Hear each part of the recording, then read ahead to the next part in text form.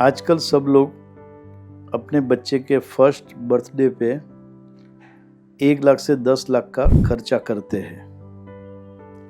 अगर उतना ही खर्चा समझो हम लोग ने 1 लाख रुपया खर्चा किया है, वो म्यूचुअल फंड की कोई स्कीम में लगाएंगे तो आपका बच्चा जब भी 25 साल का होगा तो उसको कम से कम 1 करोड़ रुपया मिलेगा। इसका एक एग्जाम्पल देखते हैं। 8 अक्टूबर 1995 को रिलायंस ग्रोथ फंड करके म्यूचुअल फंड की एक स्कीम निकली थी जिसका अभी का नाम है निप्पॉन इंडिया ग्रोथ फंड। ये एक मिड कैप म्यूचुअल फंड है जिसमें 1 लाख रुपए का 20 साल में 80 लाख, 25 साल में 1 करोड़ 16 लाख और आज की तारीख में 28.5 साल होते हैं उसमें 3 करोड़ 20 लाख हो चुका है। कुछ लोग आज की तारीख में मैरिज में भी 50 लाख से 1 करोड़ का खर्चा करते हैं। अगर आप मैरिज में 1 करोड़ का खर्चा करेंगे, उसके बदले 10% बजट कम करके 90 लाख खर्चा करेंगे और वो 10 लाख ऐसी कोई स्कीम में लगाएंगे और कपल को गिफ्ट करेंगे, वो कपल का बच्चा जब 25 साल का होगा तो उसको 10 लाख के बदले 32 करोड़ रुपया मिलेंगे। तो वो 32 करोड़ में वो अपने बच्चे को जो चाहे वो एजुकेशन दे सकता है और वो चाहे तो अपने रिटायरमेंट में भी यूज़ कर सकता है।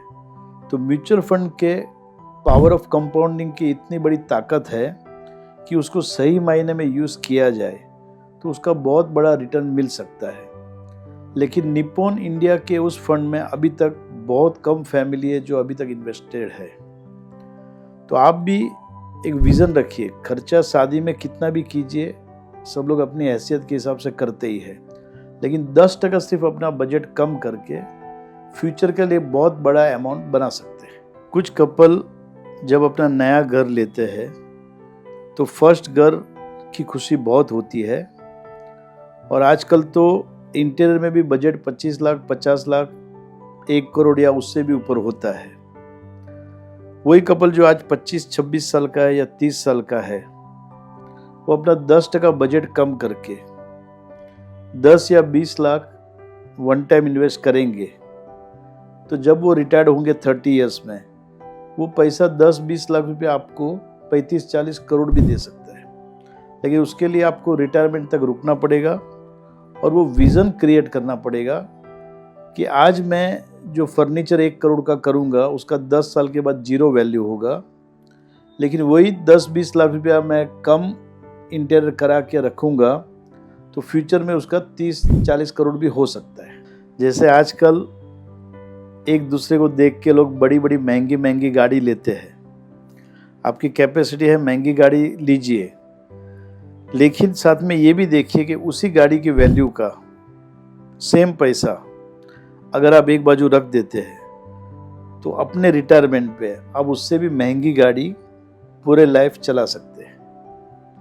तो कहने का तात्पर्य यही है कि जितना भी खर्चा आप आज की तारीख में कर रहे हैं, सोच समझ के कीजिए और उतना ही पैसा या उसका 20% आप इन्वेस्ट कीजिए तो वो आपके फ्यूचर में बहुत बड़ी रकम हो जाएगी जो आपको रिटायरमेंट में आपके काम में आएगी। जैसे कि एग्जाम्पल पहले दिया जाता था, 55,000 का रॉयल एनफील्ड जो लोगों ने लिया था और 55,000 रुपया जो लोगों ने रॉयल एनफील्ड बनाने वाली कंपनी आइसर मोटर में रखा था, तो उसकी वैल्यू 20-25 साल में करोड़ों रुपया हो गई और वो 55,000 की रॉयल एनफील्ड की कीमत कुछ भी नहीं है।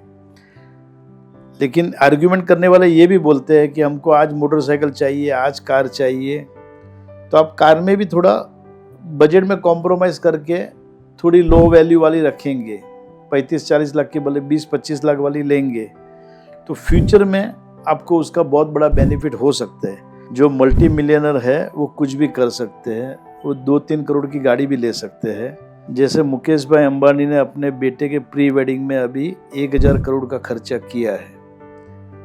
आप कुछ भी खर्चा करिए, आपको जो पसंद आता है, लेकिन साथ में ये भी सोचिए कि अगर अपने बजट में 10-20% कम करके उसको इन्वेस्ट करने की आदत डालेंगे, वही पैसा फ्यूचर में आपको बहुत काम में आएगा। अगर आपको सचमुच ये वीडियो से कोई बेनिफिट हुआ ऐसा लग रहा है तो आप अपने फ्रेंड्स और रिलेटिव को फॉरवर्ड कीजिए और आप खुद भी सब्सक्राइब कीजिए।